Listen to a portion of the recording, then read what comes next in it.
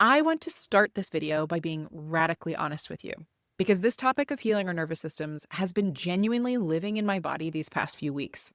I sat down to write this episode on nervous system regulation for my podcast, The Contentment Creator, and almost immediately my body began communicating with me in a way that I hadn't fully expected.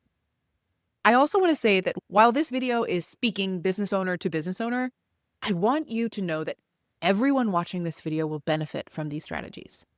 One day, I felt this frantic, almost electric sense of activation, like fight or flight had been yanked back into the present, and I was running a mile a minute. I accomplished more in one day or two than I had in a previous week, but it wasn't a good kind of productive. My heart rate felt too fast. I felt too alert, like buzzing, and like an internal warning system was sending me some sort of alarm that I needed to just keep moving. And then after a couple of days, I felt strangely flat, numb, like something inside of me had just checked out. I was detached, distant, and exhausted. At first, I thought, "Ugh, what is going on with me? My energy is all over the place. My brain feels scrambled. My anxiety is really high, but everything's fine in my life right now." It felt like I was derailing out of nowhere. And at first, I thought I just needed more rest. So then I procrastinated for a couple of days on writing this episode.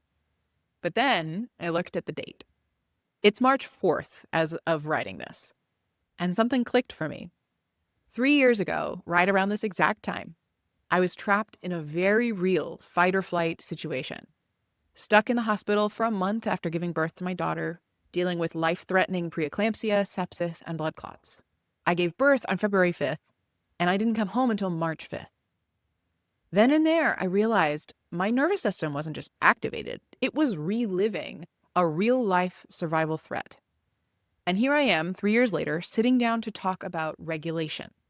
My body was telling me the whole story before my mind ever did. That right there is what we're talking about today. Something Bessel van der Kolk teaches in his book, The Body Keeps the Score, a book I very much recommend. That our bodies remember what the mind can't always access or articulate. So let's talk about it. What does it mean that our bodies keep the score?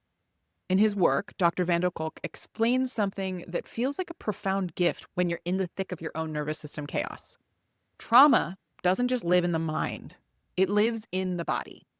Not as a metaphor, but literally, in muscle tension, in breath patterns, in activation thresholds, in dissociation, in fight-flight-freeze responses that are all on repeat without us consciously choosing them. He says that when we experience something overwhelming, something that exceeds our capacity to respond, like giving birth, losing control of our health, or facing threats that we can't escape, the brain stores that experience in the nervous system in ways that traditional talk therapy alone can't reach. This isn't about our willpower or intelligence. It's about biology. Your body doesn't lie, and it doesn't forget. It just adapts. When you get that, or rather when you internalize that, it changes how you approach healing. For so long, I interpreted my waves of activation, hypervigilance, anxiety, followed by shutdown, numbness, and just sudden exhaustion, at best as resistance or procrastination, when I was really gaslighting myself. Or at worst, as full-blown anxiety and depression or burnout, when I was just searching for a label that made sense for what I was experiencing. But what I learned was that these experiences are actually signals of something deeper, something my nervous system didn't get to process at the time that it was actually happening. And now it was taking the opportunity to process it. In The Body Keeps the Score, van der Kolk talks about how the body will hold incomplete stress responses like a loop, frozen, unprocessed, like an open wound that never got cleaned out. The threat wasn't just a memory, it was a pattern of physiology. What that means in real life is that your body enters fight or flight mode even if your mind has logically moved on. You might dissociate or check out, not because you're lazy, but because that's how your nervous system learned to cope. You might feel triggered by the smallest, most innocuous moments because your body still senses the unresolved threat from long ago. That's not your fault. It's biology doing its thing. And as creative entrepreneurs, we often find ourselves living in these two extremes. Hyperactivation with overwhelm, burnout, anxiety, racing thoughts, overstimulation. And then numbness, flatness, procrastination, disconnection, autopilot living. Our culture even rewards both of these in strange ways, like hustle as hyperactivation and distraction as numbing. But those are not balanced nervous system states. They're survival states. Sound familiar to you? I know it does for me because I've been living it. This is where the perspective shift came for me, and it's the frame that I want to offer you today. Nervous system regulation is not about willpower or self-discipline. It is about recognizing your nervous system learned how to protect you, and it's really good at taking over when it feels needed.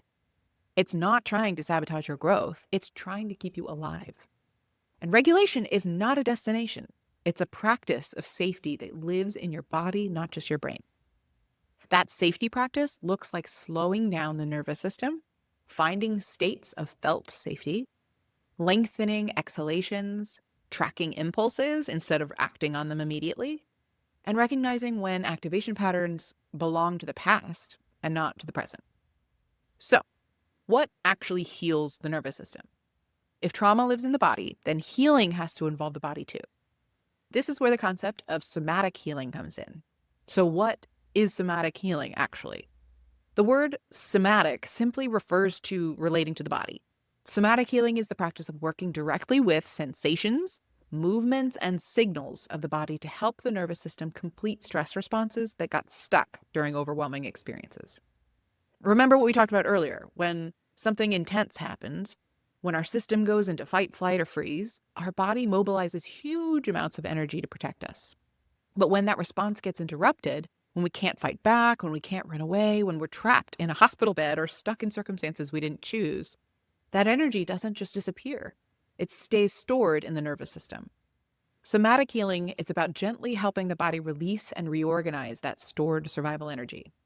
Not by analyzing the story over and over again, but by working with what your body is doing in the present moment. So let's talk about why talking alone isn't always enough. The irony of making a video about this. Traditional talk therapy can help us understand what happened. For example, because I've done a lot of talk therapy and am a professional coach, I know how to coach myself enough to get to the root of a belief, story, or source of my feelings. But a therapist or coach would be a really great place for an average person to realize, oh, this dysregulation is cyclical trauma for me, or CPTSD, or this physical memory that takes me back to this time in my life. The intellectual level is helpful to understand the why. But understanding alone doesn't always calm the nervous system, because trauma isn't just a narrative stored in our thinking brain.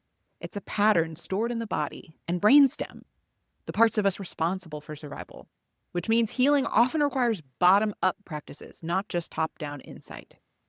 In other words, less explaining, more experiencing, less analyzing, more noticing, less trying to think your way out of it, and more helping your body feel safe again. So what does somatic regulation look like in practice? What do we actually do when the nervous system gets activated? Whether that activation is conscious or unconscious, whether it's manifesting as anxiety and panic or like numbness, procrastination, or emotional shutdown and depression, somatic regulation starts with something incredibly simple: awareness of sensation. Not the story, not the explanation, just the body. For example, you might pause and ask yourself right now in this moment, where do I feel energy in my body? Is it tightness in my chest? Pressure in my throat? Heat in my face? A buzzing energy in my arms? That awareness alone begins to bring the nervous system out of autopilot. So here are 4 simple somatic tools that trauma researchers, coaches, and therapists often recommend when the nervous system becomes activated. And just to anchor us in the now and do a little check-in, give yourself a score out of 10. 1 being not at all regulated and 10 being completely calm and grounded. Then we'll see where we land after these tools. Number 1, orienting. This is one of the simplest ways to signal safety to our nervous system. Look around the room slowly. Let your eyes land on objects, colors, shapes, and light. Just notice where you are. One content creator I follow says it this way: be where your feet are. Be in the room that you're in right now. And you can practice simply being present and observant, or if you can access it, even wonder or curiosity, like, ooh, look at these teal walls, or that colorful painting, or that soft blanket. Now, take a look around you and name a few things that you see around you in your head.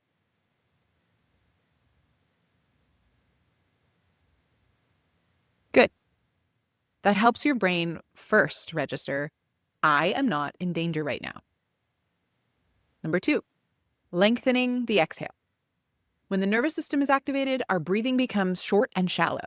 A longer exhale signals to the vagus nerve, which is the gatekeeper between our sympathetic, which is the fight, flight, freeze response, and our parasympathetic nervous systems, which is the rest and digest state, that it's safe to come out of fight or flight. So try inhaling for 4 seconds and exhaling for 6 or 8.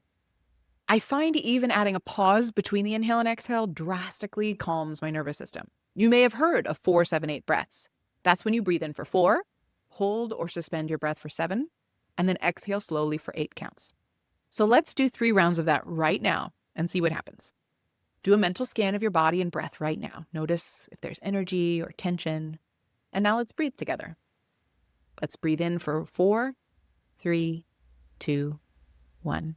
Hold for 7, 6, 5, 4, 3, 2, 1. And breathe out for 8, 7, 6, 5, 4, 3, 2, 1. And again, breathe in 1, 2, 3, 4. And hold 2, 3, 4, 5, 6, 7. And breathe out 2, 3, 4, 5, 6, 7, 8. And breathe in 2, 3, 4. And hold 2, 3, 4, 5, 6, 7. And breathe out 2, 3, 4, 5, 6, 7, 8.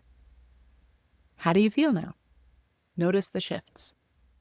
If I'm really activated or struggling to sleep, I will do 10 or even 20 rounds of that breath. Number 3, gentle movement. Trauma researchers often point out that animals in the wild shake after a threat passes. That shaking is the body completing the stress response. Humans suppress that instinct, but gentle movement like walking, stretching, shaking out your hands, rolling your shoulders can help release activation stored in the body. So maybe you can sit on the floor right now and do some simple stretches. Lengthen your body where it's tight. And lately, my source of gentle motion is a video I'll include in the description that helps with lymphatic drainage.